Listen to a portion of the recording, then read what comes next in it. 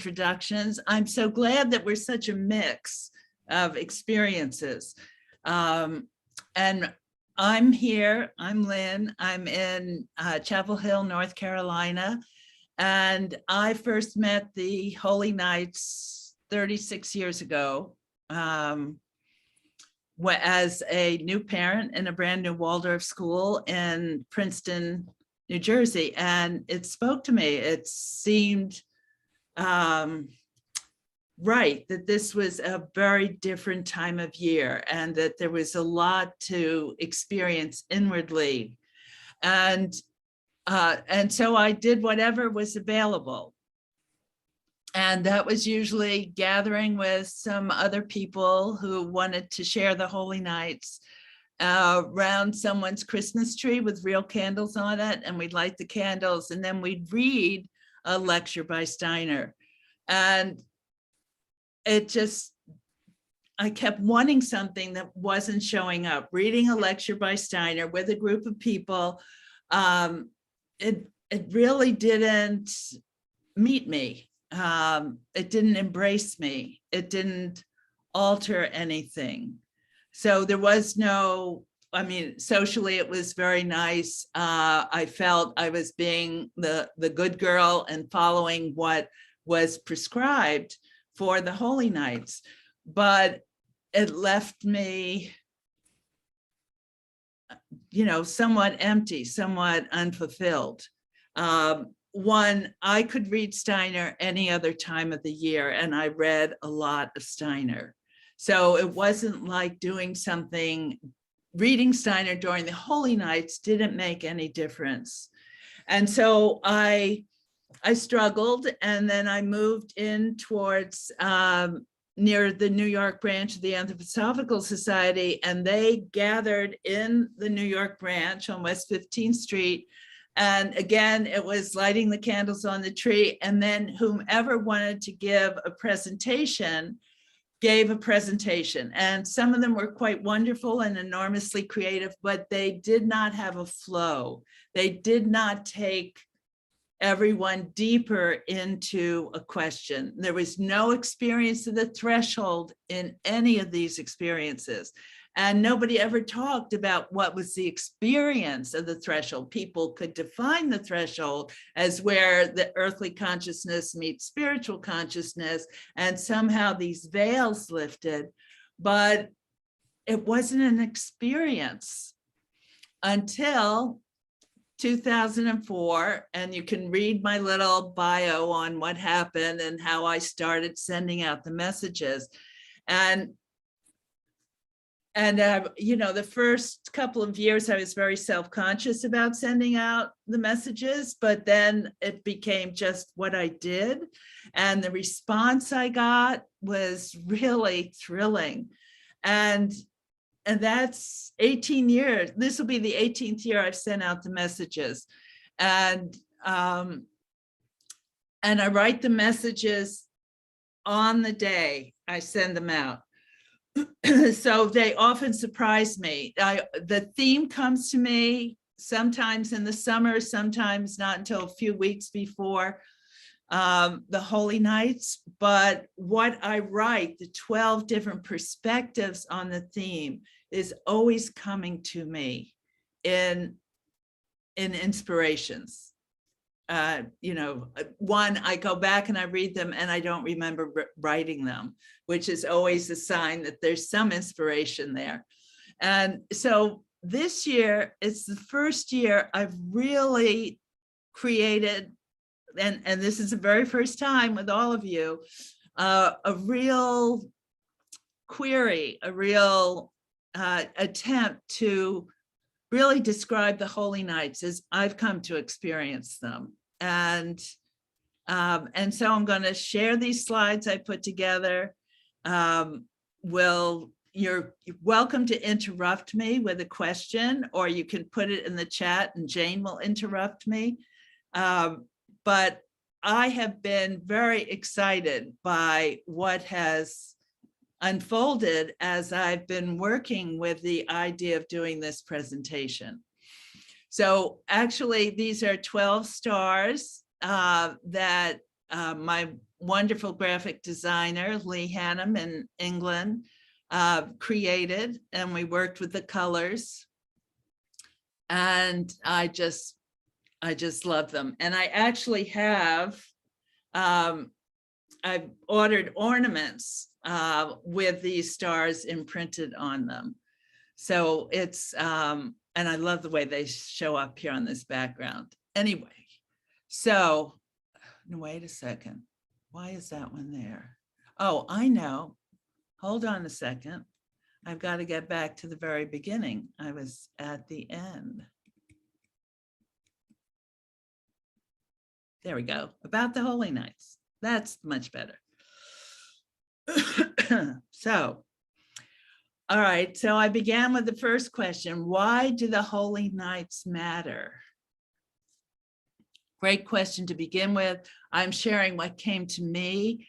If you sit down and start journaling with this question, see what comes to you, because I'm speaking out of my own experience and sort of in a connection with the archetype.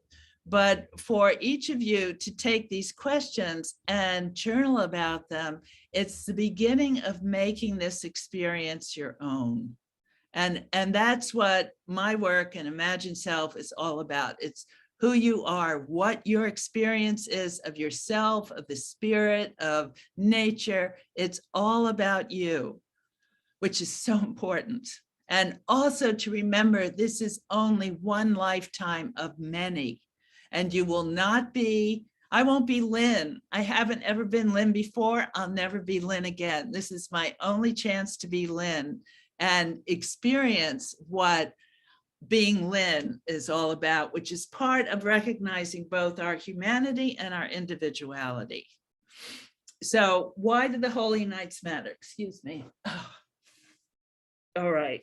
So I came up with three gestures here. One, in terms of nature, they're a turning point in time. And so we can spend time looking at dawn and dusk.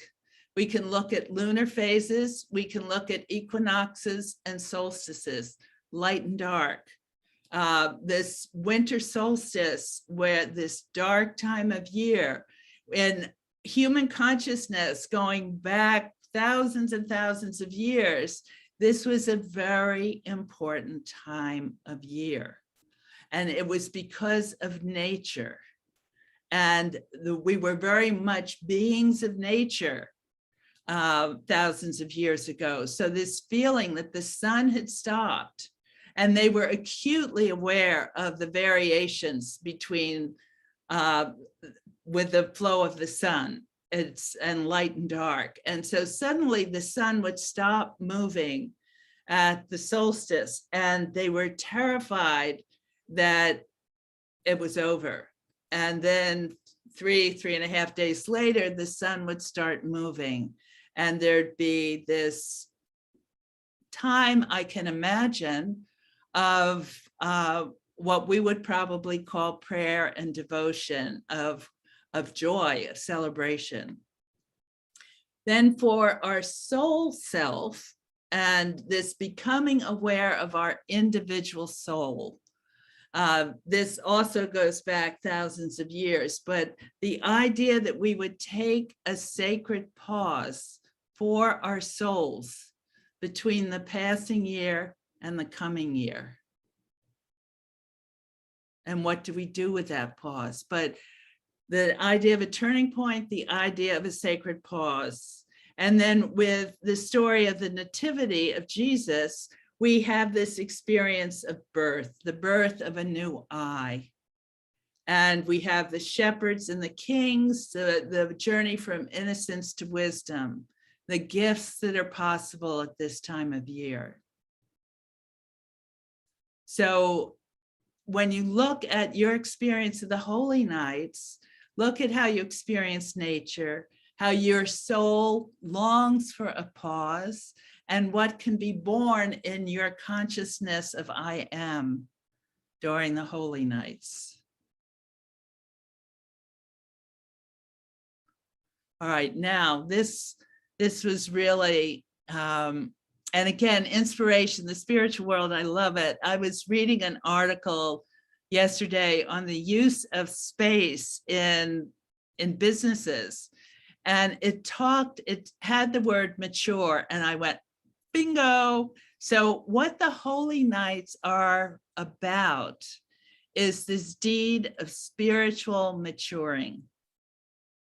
And I was thrilled with this concept. I had never thought about my inner work as spiritual maturing. So what is this? It's, first of all, there's no stopping point. So there's no imperfection. It's constant growth. It's a developmental spiral. And each year during the Holy Nights, it's just a single step and a single riser in this great spiraling spiritual staircase. So when you cannot look for a giant transformative experience in the Holy Nights, although that can certainly happen. But don't measure what you get from the Holy Nights. That's something that has to do with the story we hold about ourselves, the judgments we hold about ourselves, this spiritual gesture that goes through the whole inner year is not about perfecting anything. It's not about being this good girl or good boy. It's really a process that the spiritual world gazes down upon us with absolute wonder. They're not judging us, they're not checking off a list like Santa Claus. They're not thinking about whether you deserve gifts or not. They're thinking about the whole experience of the evolution of consciousness in humanity. And so each sacred year is a process of becoming more fully self and more spiritually alive and radiant. And that can be incremental. It's not, no giant leaps are required. So it's very important when we enter into any spiritual experience that we're not here to become perfect in any way. Now, this is great, looking at how do we know it's the threshold? What is the threshold? This magical place between spirit and matter. What really lives there? And again, it was great putting this all together because I had to think about it. And I'm hoping that everything I'm thought about will make you think, make you question, make you wonder, so that you can start getting a new sense of things. So this sacred edge. And last year during Inner Christmas Messages was the first time I realized it was an edge, that we would go to the edge. And what do we find at the edge? We find liminal space. And liminal is one of my favorite words. It's neither one thing nor the other. It's not about crossing the threshold, going from one space to the other. It's about being at the threshold, on the threshold.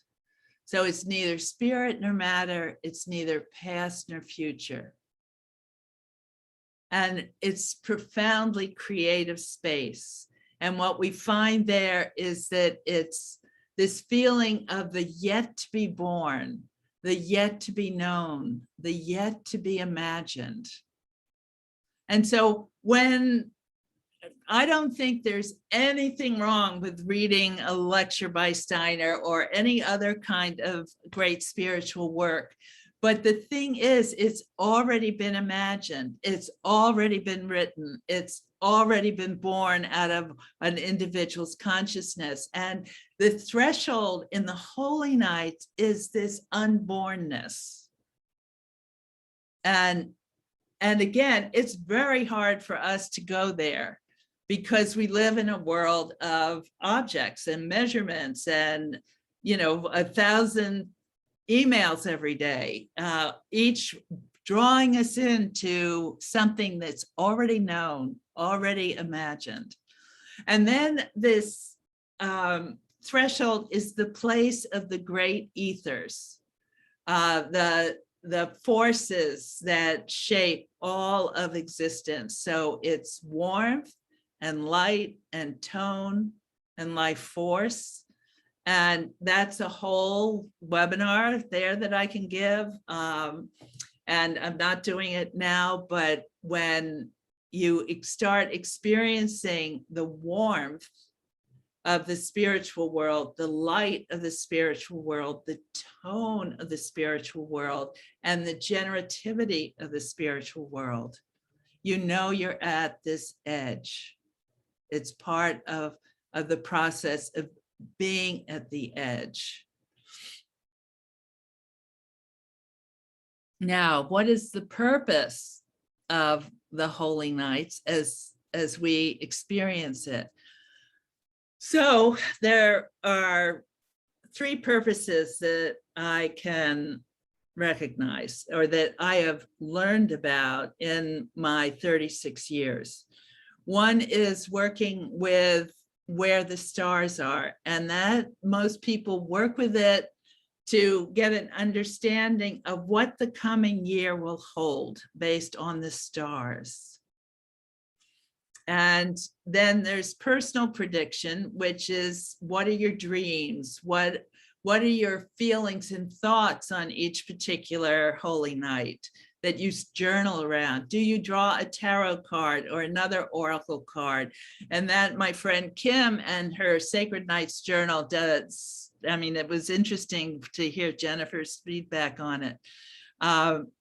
But cosmic prediction and personal prediction are about the coming year.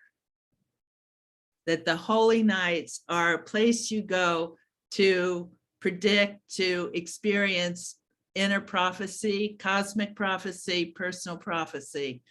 And from my experience, I get a great deal of joy out of, and awe out of both these activities. But I do not think the holy nights are about the coming year. I think they are about giving birth to something new that will change everything for you and maybe for many others. So this is a new wisdom. And a new wisdom is, yes, it will change the coming year, but it changes the rest of your life, and it changes all your future lifetimes. We are here in this evolutionary process of becoming wise. And that's how I experience the holy nights after 18 years. I mean, this is the first time I've articulated it, of what I really experience, why I seek out the holy nights. It's not to predict the coming year. It's not to study where the stars are or what my dreams have been. It's about really getting to the threshold and receiving the gifts from the spiritual world, which we experience as wisdom.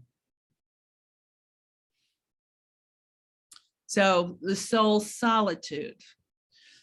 All right, alone or together. All right, so all my experiences in groups is let's come together and let's read something or let's listen to a presentation. When I'm alone with myself is where I go to the threshold. When I go to a group, we're not going together to the threshold. A threshold experience is a solitary experience. It's the solitude of your soul. So it's not about shared space or senses or stories. It's, yes, we can, when I send out these messages every year with this theme and the intention to experience a new perspective, a new understanding, a new knowledge. But it doesn't happen in conversation at that point. We can come together and share our unique and individual reflections. And this coming year, I'm going to do a lot more live Zoom group work, but it'll be reflecting. It's not the experience of the Holy Nights. It's talking about what we're willing to share, and to really do that artistically, which gets us to the feeling. It gets us out of our head. Too many spiritual groups, we fall into showing who has the most materialistic understanding of what's going on. And when we share out of the mood of this evolution of consciousness, of this individual awakening to spiritual maturity, it's a different thing. It can be, we need poetic imagery, we need poems, we need visual experiences, we need movement, but we don't need lectures or presentations. We need to share, really come together as a group. Now, what are these veils that lift, that must lift for us to experience the edge, the threshold, the spiritual world? So what blinds us? And that is when we stay too aware of space and separateness. You know, it's only because we exist in space that we experience separateness. In the spiritual world, there is no separateness. There's no space. That's a function of matter. And there's also no time and no stories. And this letting go of our stories during the Holy Nights, it's a big challenge. And it's not about dismissing our stories. It's really just about putting them aside. It's about looking at them from this experience of self. I incarnated into these stories. And when I reach the spiritual world at the threshold during the Holy Nights, I don't need my stories. I can put them aside. And in putting our stories aside, we put aside the shame of our unmet ideals and the guilt from the unfulfilled oughts. And this again is something I've talked about in other places, and we'll probably do a separate webinar on unmet ideals and unfulfilled oughts. So ideals are your fantasies, your wishes of being good, of being perfect. Your oughts are about what you should do to prove how good you are, how perfect you are, how you're working so hard. Spiritual world isn't interested in that. That comes in the realm of earthly consciousness, as do all attachments, all beliefs, all dogmas, and all rituals. They are about our lives in space and time, in the earth, in our earthly existence of this lifetime. So they're all lovely. Again, I'm not telling you to forget them, but just during the Holy Nights, relax. Just relax into just being you. And anything that becomes more important than the threshold, you need to notice. And part of your Holy Nights journal may be noticing all your attachments, everything that is really more important than just a pure, direct experience of the spirit. And part of it is that all these things we're familiar with. That's where we spend, 24/7, 365 days. This is the world we live in. And this is the world that during the Holy Nights distracts us if we have an ideal or an ought, that there is that the whole 24-hour periods should be completely different. And they're not. You're just going into a mysterious place where there is no time. And so in timeless time, a moment is all you need. You cannot look for a whole altered state. I mean, if, you know, there's plenty of places you want an altered state, you're going to have to do heavy duty plant medicine over 7 days or 12 days. And that's not really plausible to do for most of us. Okay, big question many people have, is it 12 holy nights, 13 holy nights, or 14 holy nights? So let's look at these esoteric rhythms. And so I work with 12 holy nights because I work with completing the circle. I also work with Rudolf Steiner saying you need 12 points of view to get, and where they meet will be somewhere in the vicinity of truth. All right, so during the holy nights, we're working with a theme from 12 points of view. And at some place where those points of view meet, there's the threshold, there's the gift of wisdom that comes about. So that's why I do 12. I also do a Christmas Eve message and an Epiphany message. So that comes to 13 is the lunar rhythm. There are 13 lunar cycles in a year. There are 13 weeks in each season. And the 13 holy nights includes Christmas Eve as a holy night.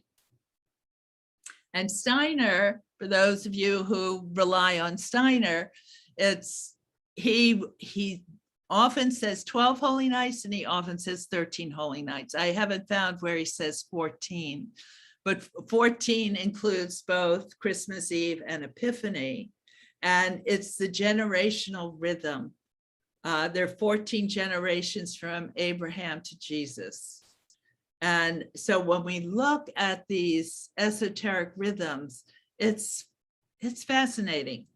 And again, this is intellectual. We don't need to know all of this, but if we want to make a choice in what feels right to each of us as individuals, it's very good to understand these rhythms. And also 12 I like because if I go back over the previous 17 sets of inner Christmas messages, there are many that are either 3 times 4. So 3 basic perspectives with 4 variations of each perspective, or 4 basic perspectives with 3 variations.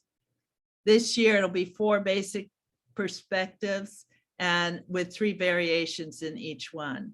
So we've got the 4-fold human being, the 3-fold soul, and how they dance together. I've done 7 and 5. I've done 2 sets of 6. The rhythms are really interesting to pay attention to. And if you wanted to set up your own holy nights, your own set of questions, it's very important to look at those rhythms.